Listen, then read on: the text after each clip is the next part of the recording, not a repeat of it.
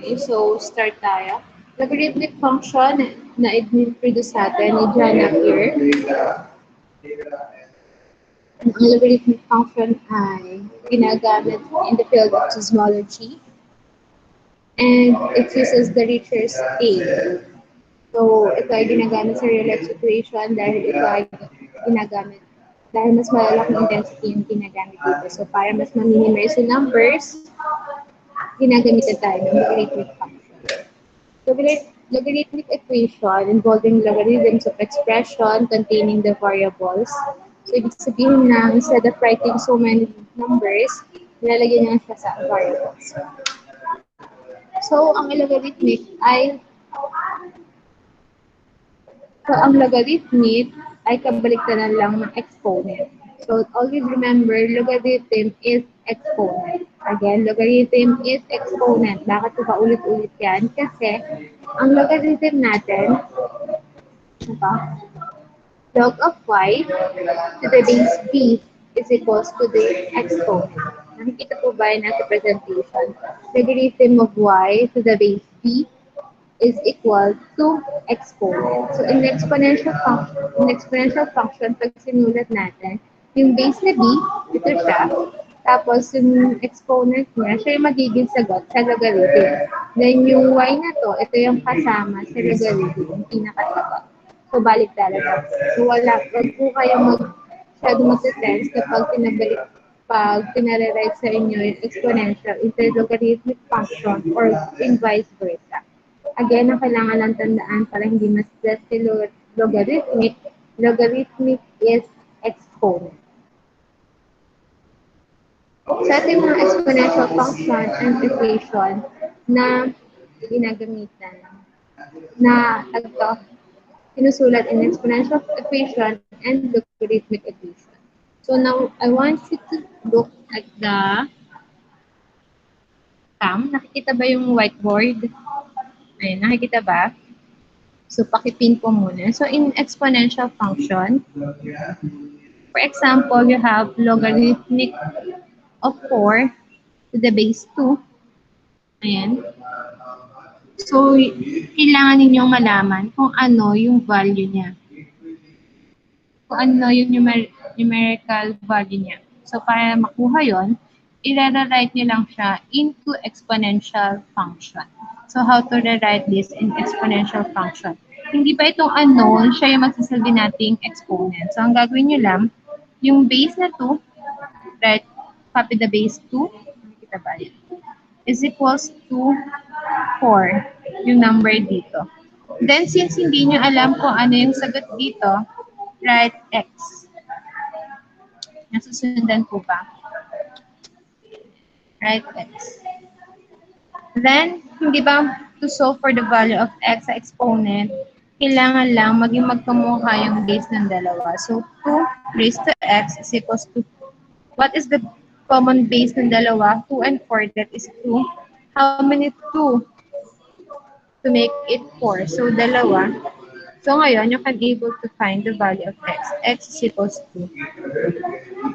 So, kaya siya naging logarithmic of 4 base 2 is equal to 2.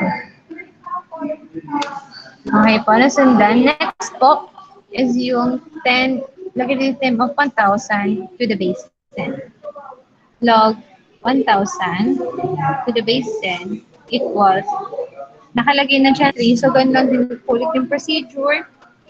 10 raised to x is equals to 1,000. Then, hanapan siya ng common base, which is 10. Then, how many 10s do we have? To make it 1,000, you have 3. Then, x. And so, for the value of x, that is 3.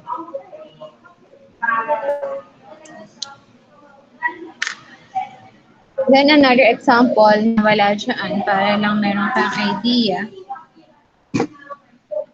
is yung logarithmic of 1/4. Log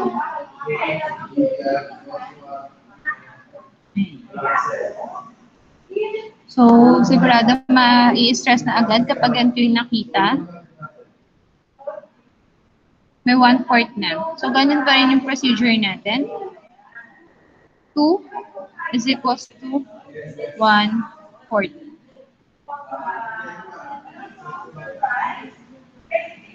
So, x pa rin. So, 1/4 to.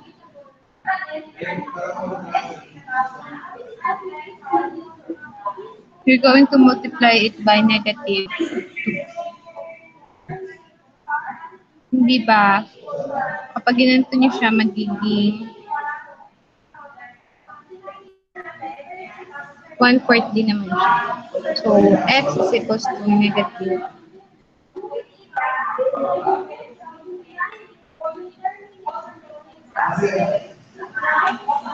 Next. So, logarithm of a number. One question po. Yes po. Bakit po naging x is equals to negative 2 eh, magkaiba po yung 2 tsaka po yung 1/4? Po. Paano po naging x is equals to negative 2? Eh, magkaiba po yung 2 tsaka 1/4. Yung common base po nila, which is 2. Hindi po ba kapag nag-2 kayo, raise to negative 2? Raise to negative 2. Ayan. Hindi ba kapag naka-raise sa negative 2, gagawin ninyo 1 raise to 2. Ayan. So, 2 raise to 2 will become 1/4. Okay po, thank you po. Okay na? Next. So, logarithm of a number. So, ang logarithm natin is makakategorize natin with the word of character, the word mismo characteristic and mantisa. You have two classification. You have the characteristics and mantisa. Characteristics, pag sinabi natin characteristics, whole number siya. Yun lang tatandaan ninyo. If you have the whole number sa logarithm, that is characteristics. Pero if you have decimal, asensya na malabo na yung marker. So decimal number, halimbawa, 0.33333. So that is mantisa. Pero kapag iyan ay 3, then 0.0, so automatically yung 3 natin dito is nakalabas at decimal. That is whole number. We call it characteristic. Is it clear po? Na meron kayong dalawang classification ng logarithm. You have the characteristics and mantisa. Pag sinabi mantisa, decimal numbers. Ito siya, yung mga numbers after the decimal point. And the numbers before the decimal point, we call it characteristics. Next po, we have the, so yung mga evaluate na to, makikita ninyo, kayo na lang po ang magsagot sa bahay ninyo to have your review na rin sa bahay. So hindi ko na pagagawa ngayon to. Ayan. So, laws of logarithms na tayo para mas madali. So, laws of logarithm, we have the product, quotient, power, and equality. So, product, we have logarithm of mn, the base b. So, kapag ganyan po, for example, ibigay na lang ng isang number.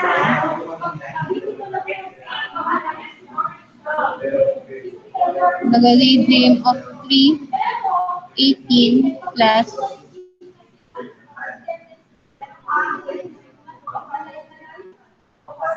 logarithm of 4.5 to the base 3. So as you can see, this is a sum of logarithms. Pero ang last niyan, this is product, law of product ng logarithm. Kapag nakakita kayo ng dalawang logarithm na pinag-add, ibig sabihin, pwede niyo siyang i-multiply. I-simplify niyo siya as product. So, paano siya i-solve? Yung logarithm and its base, copy lang ninyo. Then, yung 18 multiplied by 4.5. Okay po, yung mga nalilate, sige, habol na lang. So 4.5. Instead of writing 4.5, pwede natin siyang isulat as 9/2.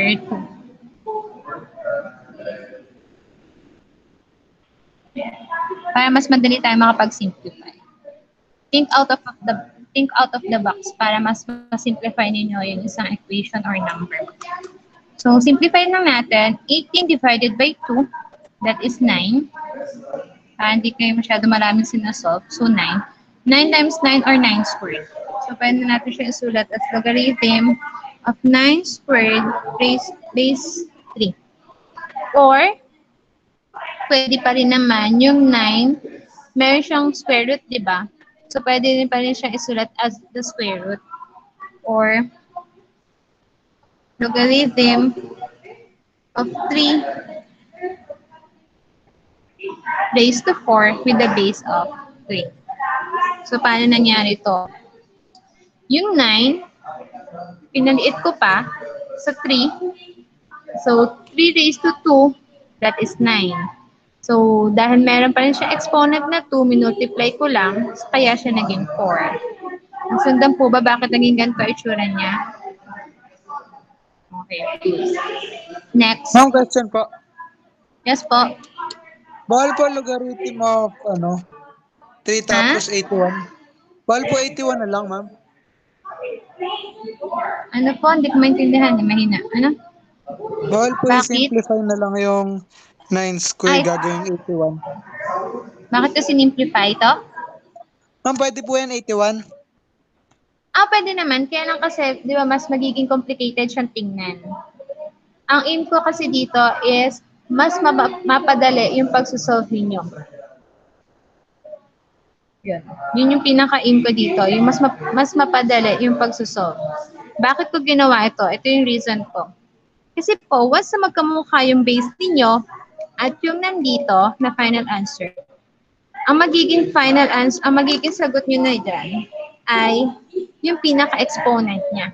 Nakikita nyo ba yun sa equality na loss ng logarithm? If and only if itong dalawa na to is magkamukha, ang magiging sagot nyo na agad is yung kanyang exponent, which is 4. Ibig sabihin na yung logarithm of 18 base of 3 plus logarithm 4.5 to the base 3, ang sagot lang dyan is 4. Yun po yung reason bakit ko pa siya pinaliit na pinaliit para maging kamukha ng pinaka-base. Okay? So, again and again, maraming way to solve logarithm. Katulad lang din ang sinasabi ni Am, bakit hindi gawing 81? Pwede din naman, kaya lang kasi medyo mas magtatagal pa kayo at magko-compute pa kayo na medyo mahaba-haba. Next, quotient rule. Same lang din, kapag naka-quotient rule, isusubtract lang naman ninyo. So, paano ba yon? Katulad lang din kanina, yung pinakita ko na magkahiwalay na addition. Instead of addition, subtraction, pwede nyo na siyang i-divide. Next, loss of power. Yung pinakita ko sa inyo kanina. Wherein, for example, meron kayong logarithm of 2/8x. Pwede rin nyo siyang isulat na yung exponent niya dito ay lalagay nyo sa harap. So, x multiplied by logarithm of 8 base 2. Ito at saka ito ay magkamukha lang po pag sinulat ninyo. Then, to solve this one, ganun ulit. X multiplied by yung 2 is equals to 8. Sabi ko sa inyo kanina, di ba? Ganito lang to solve for the number. So, x tayo dito. Ulit. For the unknown. Then, 2 raised to x. So, pag kakamuin lang natin sila ng base, that is 2 raised to 3. So, x natin is equals to 2. So, ngayon, since ang logarithm of 8 base to 2 is equals to 3, multiplied by x, that is 3x. Okay na? Nasundan ba siya, Nel? Nasundan ba ng iba? So, for the logarithm, then i-multiply niyo din sa pinaka-exponent niya. After ninyo makuha yung pinakasagot dito. Tulad ng ginawa. Just in case hindi naman siya x, number siya, then multiply niyo na lang. Pero since number yung nandito sa given, copy na lang. Pagsamahin niyo. Then, mga dapat tandaan sa logarithm, power rule, equality, ito lang naman dapat yung tandaan siya. Hindi naman kayo dapat masyadong ma-stress. Logarithm of b, logarithm of 1 to the base b. Ibig sabihin, kahit ano yung base niya dito, as long na 1 yung nandito. Yes, ang nagtataas ng kamay. Ma'am, law of ano po yung kanina? Ha? Law of ano po yung kanina? Power po, power. So ngayon, ito yung mga dapat yung tandaan, yung mga tricks in logarithm. Any base na ang kasama niya is 1, ang laging sagot dyan is 0. Bakit? Any number raised to 0 is 1. Diba? Any base raised to with 1 is always equal to 0. And vice versa, any number raised to 0 is 1. Yun lang yun.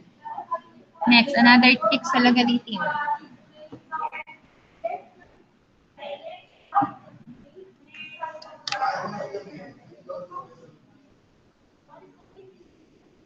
Ito rin, no, kanina. Any logarithm with a base na kamukhang-kamukha ng kanya, ng number niya, is always equal to its exponent.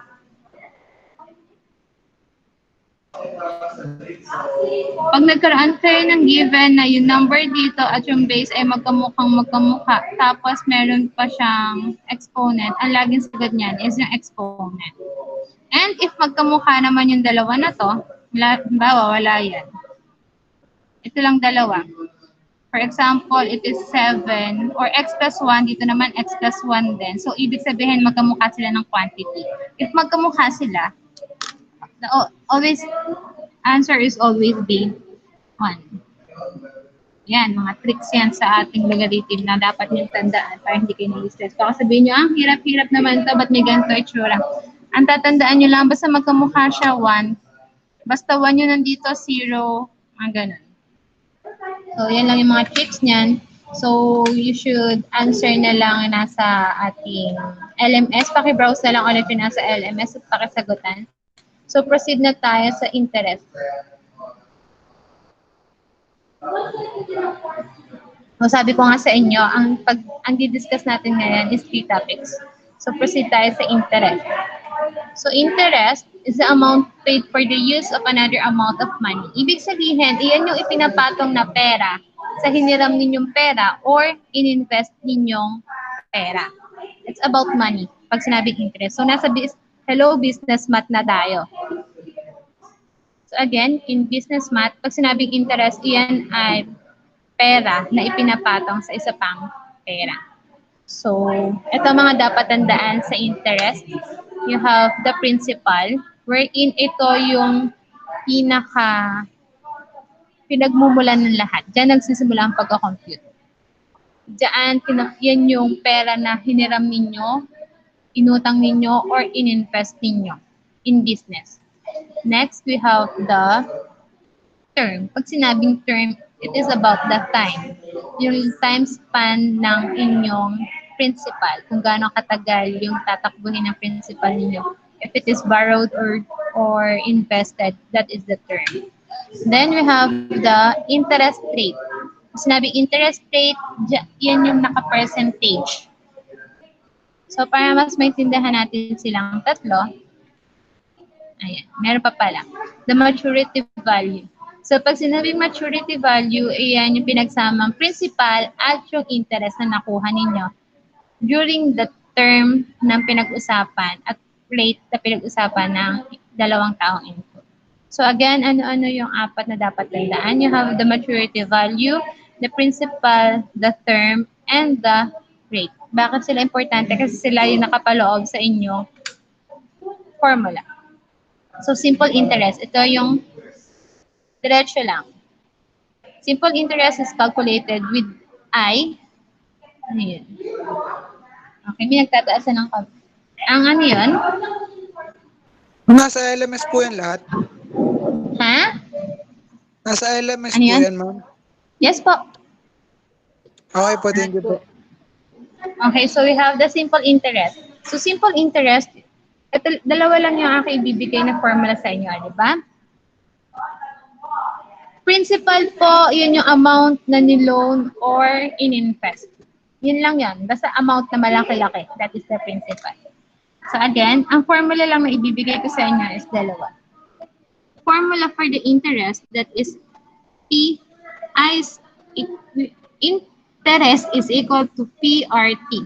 So P is your principal, R is your rate, T is the time or term. Then you have A is equals to P multiplied by 1 plus RT. Again, ang A na to is the maturity value equals the principal multiplied by 1 kasi sa percentage to plus yung ating rate multiplied by the time. So let's have an example. So by the way, meron kasi mga instances na hindi ang hinahanap is yung principal, pwede rin naman rate or time. So paano makuha yun? Meron kayong two ways to have a formula. It's either with the use of this one, yung magic triangle na tinatawag, or pwede naman yung cancellation method para hindi na kayo masyadong marami pang, memorize. Kasi I hate memorizing so many formulas. Alam ko, estudyante tayo, din na maraming formulas na memorize. So ito lang talaga pinagmulan ng lahat. So for example, ang hinahanap natin is si principal. Ito pinanggalingan niya. For example, ang hinahanap si principal. So, lahat ng kasama ni principal, ipang-divide niyo sa kanya. So, syempre, dahil equal sign sila, ipang-divide niyo sa kabila. So, cancel, RT cancel. So, matitira, P is equals to I over RT. Diba? Through the use of cancellation method, nakagawa rin kayo ng panibagong formula. Kapag hinahanap si P, cancel niyo si RT, ilagay niyo sa ilalim. And then, kung ang hinahanap is si rate, ganun lang din. Ang ika-cancel niyo is si principal and term. So, mapupunta lang siya dito sa kabila. Pan-divide. May question ba? So, again, gusto ko lang talagang tandaan ninyo is the formula of this one. Ay, this two pala. Yung interest is equals to principal multiplied by rate multiplied by term or time. And yung maturity value is equals to P multiplied by interest nito. Or, if and only if na-solve nyo na yung ating interest, ito lang siya. Diba? Ang maturity value ay equals lang kapag inad ninyo yung principal and your interest. Yun din yun. Ito at saka ito, same lang yan. Maturity value ang makukuha ninyo. So let's have an example. So an amount of 150,000 is invested for 9 months at 4%. So another thing na dapat tandaan. Kapag nanghihiram, nag-invest, it is computed for 1 year. Always ninyo tatandaan, ito ay kinocompute for 1 year. So, paano isosolve yung example number 1? An amount of 150,000 is invested for 9 months. So, again, ang pinapahanap sa atin sa letter A is the interest. So, interest can be solved by PRT. So, let's identify first what is P, R, and T. So, our P, the principal, is 150,000. Nakakasunod ba? Mamaya, dala ko ng daldal dito. Wala nang para sumusunod. Hindi nakakasunod. Yan. So, P is the 150,000. So, our R, ang R natin is the rate. So, ang clue dito yung naka-percentage. So, ibig sabihin, siya yung 4%. Then, another, the term. Siyempre, time. 9 months. Again, sabi ko nga sa inyo, it is been computed through 1 year. So, 9 months divided by 12. Nakuha ba? Bakit naka-12? Kasi for 1 year. So, using the calculator, ayan, dahil hindi tayo masyad. Ayan. Ayan. Kung wala kayong calculator, pwedeng cellphone. So, 4%, you should know how to convert percentage to decimal. So, ang 4% ay 0.04, tama? 0.04 times, 9 divided by 12, that is 0.75. O, kung ayaw nyo maniwala sa akin, compute nyo din. 9 divided by 12, ay, pakita ko na din. 9, nakikita ba? Divided by 12, o yan, 0.75. Yan, 0.75. Times 0.4, that is 4%. So, ang sagot ay 0.03 times natin sa ating principal, which is 150,000. The answer will be 4,500.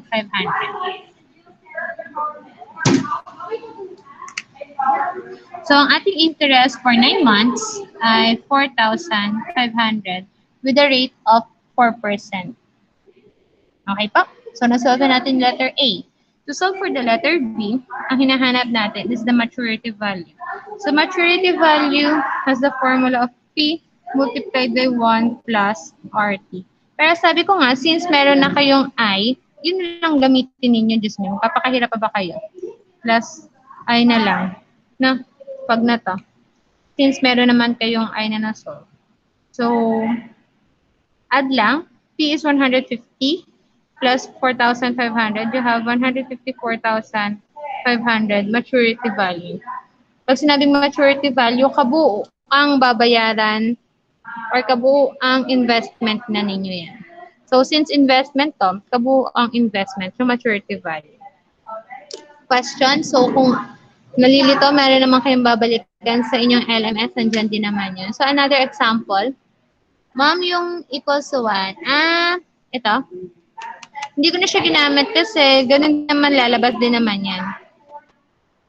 Hindi ko na siya ginamit kasi lalabas din naman ito, yung I. Ito lang, sige, pakita na lang din natin. Para sa ikatatahimik ng buong mundo. So, our R, ayan, nawala. So, our R is 0.04 times 0.75, that is 0.03. Ayan. Plus 1. Yes po. 1 plus RT is equals to ganun. So, 1.03. Ayan. Yun ang lalabas, di ba? Yung 1 plus R multiplied by P. That is 1.03 times yung ating principal na 150,000. Ayan din naman. 154,500 pa rin naman yung sagot. Yes po, yung percentage always hindi siyang gagawin in decimal form. Next, another example. An amount of 1,000 is invested in a financial institution. So, investment tayo ulit. Ang hinahanap sa letter A is ano? Okay, taas-taas ng kamay. Ano ang hinahanap sa letter A? Ano ang tinatanong sa letter A? Yes, Kate? Ay, ala. Ano po ang hinahanap sa letter A? Ano daw? Yes, Chanel? Yung time po. Okay, very good. That is the time. Bakit tayong time? Ano yung nagsabi? Ayaw ng time. Gusto niya term, okay?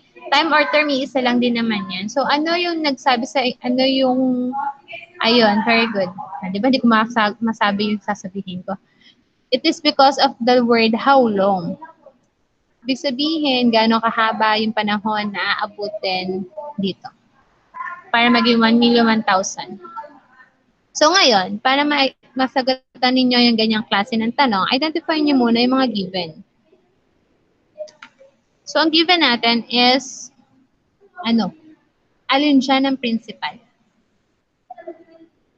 What will be the principal on that kind of question, especially in letter A? Alin siya ng principal? 1,001,000? 1,001 ba yun? 1,001 ba yun? Alin siya yung principal? 1 million is the principal. 1 million, 1,001,000. Okay. So, sige. Ano nga ulit yung formula ang gagamitin natin dito? Since time ang hinahanap. Time ang hinahanap, anong formula? So, dito pa rin tayo magde-derive sa interest formula. PRT. Since time ang hinahanap, cancel natin, pang-divide natin yung dalawa yung kasama, which is PR. Ayan. Cancel na. Time is equals to I over PR. Okay, sabi ninyo 1 million yung P. Ano yung I? Sino lang magsusulat ha? Ano yung interest ninyo na nandyan sa given? 2? No, it's not 2. That is rate. Ayan no, 2% simple interest. Ano dyan ang interest? 1K. Aliyah, paano mo nakuha yung 1K?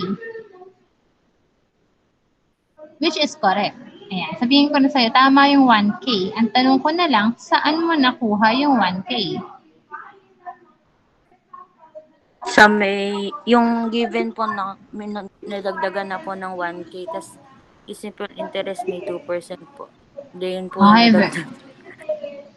very good. So, di ba, kailangan nyo lang talagang i-analyze mabuti yung given. Nandiyan naman talaga sa given yan. So, our principal is 1 million. Kasi yun yung in-invest nyo eh. So, 1M. Dahil mahaba at hindi na kaya ng marker kung naghihingalo. Diba yan? Kahit anong ganun. Ayan. 1 million yung ating principal. So, ang ating interest is 1,000. So, yung 1,000 na to ay nakuha sa pag-subtract ng ating maturity value. Maturity value is 1,1,000,000 subtracted by the principal, that is 1 million. So, ang magiging sagot is the interest. Tama ba? So, the interest is 1,000. Ito kasing formula natin sa maturity value, di ba? P plus I. So, you have the maturity value. Ang hinahanap natin is I. Ganun din. Magdaderive din kayo sa formula. So, since positive siya dito, pag nilipat, magiging minus. Ayan. So, maturity value subtracted by the principal, that is the interest. Kaya siya nakuha yung 1,000. Next. So, ayan na. Balik na ako dito sa pagsusolve. You have the 1,000 interest, 1 million yung P natin. So, yung R natin, based dun sa given sa letter A, that is 2%. Or 0.2 lang ba? Tama ba sinulat ko na 0.2? Wala na to. 0.2 lang ba siya? That should be 0.02. Magkaiba yung 0.2 sa 0.02 ha. Ayan. Sa 2%, move tayo ng dalawang decimal point. 1, 2. Ayan. Okay po. Ganyan ang pagko-convert ha. Pag 20% naman, di ba 20%? Mula dito sa dulo, move ka 1, 2. So, kayo ay may point 2. Yo, ayun. See, malaki yung difference ng 0.02 at 0.2. Kaya wag na wag kayong magkakamali sa pagko-convert ng percentage into decimal. So now, let's compute. 1 million times 0.02, that is 20,000. So, 1,000 divided by 20,000. Ayan na. 1,000 yung nasa taas, numerator, divided by yung nasa ibaba. That is 20,000 equals 0.05. So, mayroon ba tayong time na 0.05? Time natin is 0.05. So, para makuha natin, ayan, labo. Para makuha natin yung pinaka-exact niya. Di ba sabi ko sa inyo, lagi siyang kino-compute per year. So, multiply nyo siya. Ilang months pa tayo sa isang taon? So, 12. So, magkakaroon kayo ng 0.06 months. 6 yan, ha? Ayun, nasumulat. Then, para mas maging specific, kasi wala na tayong 0.06 months, para lang mas magandang tingnan, multiply nyo po ulit siya sa mas mababa sa kanya. Kung months na to, the days na kayo. So, sa isang month, you have 30 days. Ayun, meron pala mas malinaw-linaw. So, 0.6 times 30, you have 18 days. Mas specific na siya. So, ibig sabihin, with a simple interest of 2%, yung 1 milyon ninyo, within 18 days, magtutubo na siya ng 1,000. Okay, nasundan? Nasundan ba? So far, so good naman yata. So, letter B naman tayo. At what interest rate will it earn 1,000 in 10 months? Ma'am, sa po nakuha si 12. Si 12 ay nakuha sa isang taon. Sa isang taon, you have 12 months. Then, sa 12 months, you have 30 days. Para lang mas maging specific at maging whole number na. Yes po, hindi lagi. Kapag hindi pa kayo nakakakuha ng exact na time, nakatanggap-tanggap talaga, imagine meron ba tayong time na 0.6 months? Oo, meron tayong 0.6 months. Kaya lang, ano ba yung 0.6 months na yan?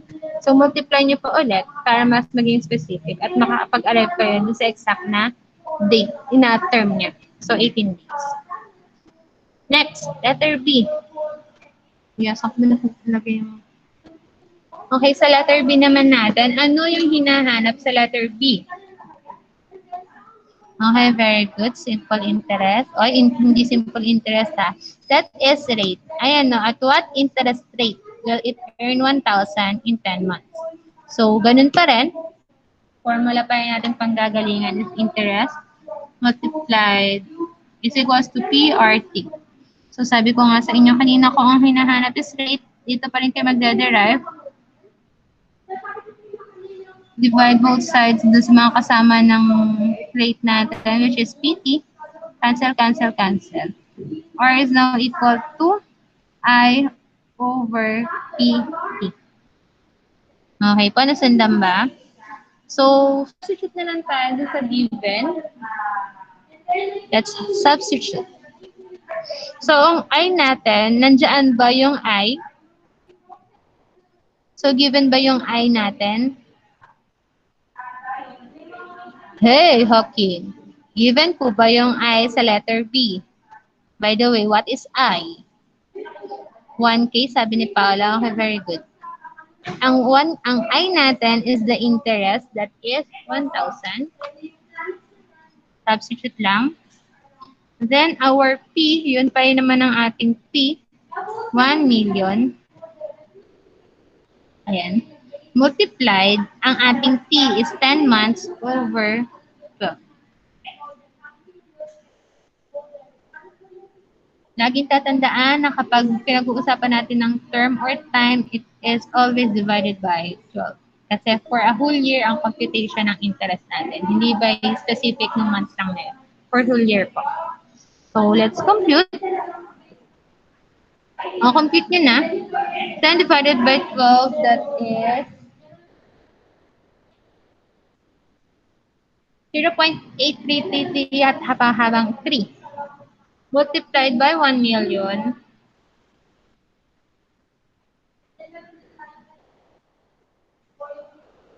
Magiging sagot dito, tandaan mabuti, 1,000 divided yung sagot dito, the answer will be 0.0012. Ayan. Yun yung magiging sagot. So, since rate ang pinag-uusapan natin, para makuha yung pinaka-rate niya, multiply niyo lang siya sa 100 para maging percent. So, magkakaroon kayo ng 0.12%. So, yan yung rate niyo. Pag nag-multiply kayo ng 100, move lang kayo ng decimal points dalawa. 1, 2, kaya dito yung decimal points. So, 0.12%. Okay pa? Question. So, walang question. So, ito yung mga procedure niya. Nasa LMS yan. So, yan. Hindi na natin yan kailangan. Ito naman tayo ngayon.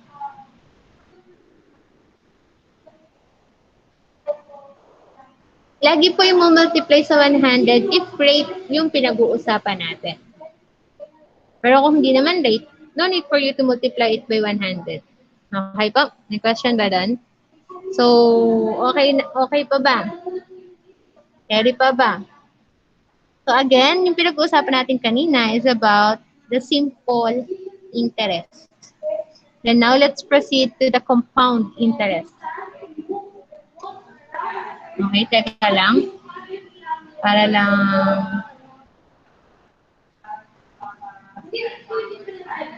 stop recording muna.